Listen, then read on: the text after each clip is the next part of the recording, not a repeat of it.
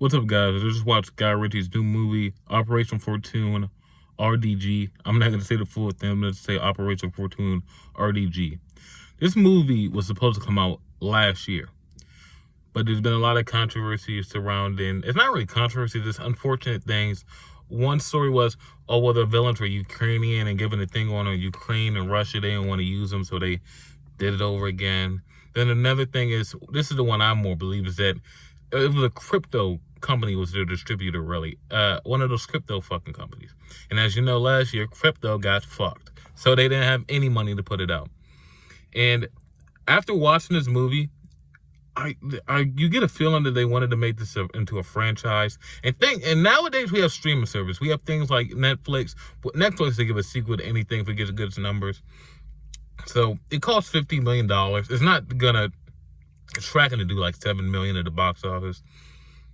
It has a 52% credit score, so it's not critically acclaimed, but it has a 80% audience score, both verified and all. So it's kind of connecting with the audiences. And me personally, after seeing this movie, if someone like Netflix or Hulu or any one of the streaming services want to give this a shot, I would fucking love it. The first 20 minutes of this movie, I was not sure about.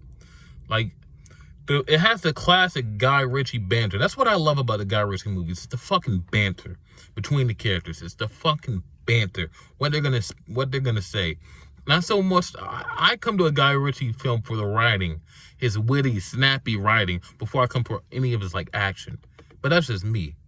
And I feel like the first 20 minutes, I was like, I don't know about this banter. But after the first 20 minutes, I was fucking into it. There's a bit, they saw right off the movie. They get in the movie quick. This first 20 minutes is moving. It sets you up, and then Guy Ritchie just starts going. So the first 20 minutes are quick. But they set up this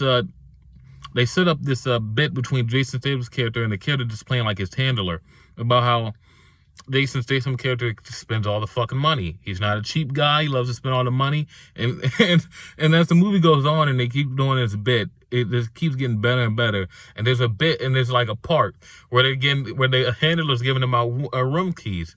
And then what they do, if you watch it, this is a spoiler, but whereas like Jason Statham's character takes the handler's key because he know the handler always gives the best shit for himself.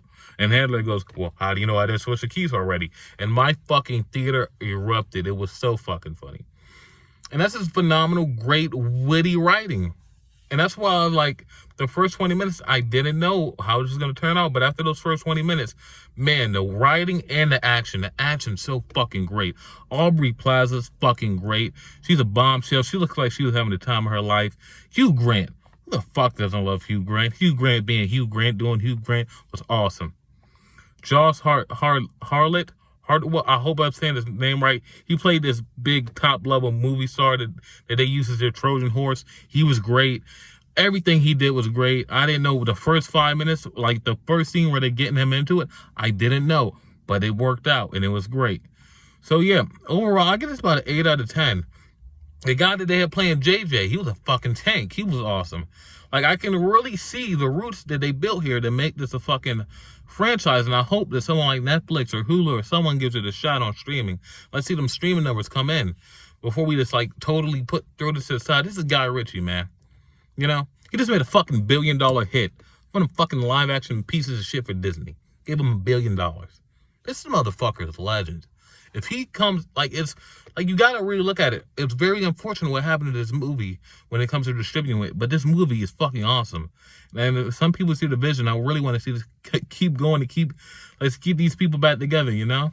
So, yeah, Operation Fortune, RSG, 8 out of 10. I really recommend it, especially love Guy Ritchie. I really recommend it. Out of his last 3 films, we're not counting that piece of shit thing he did for Disney.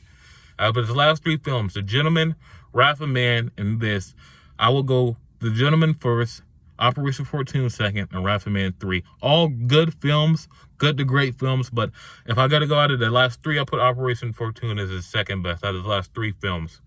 So yeah, Operation Fortune, 8 out of 10. I really recommend it. I especially recommend it if you love Guy Ritchie. Peace.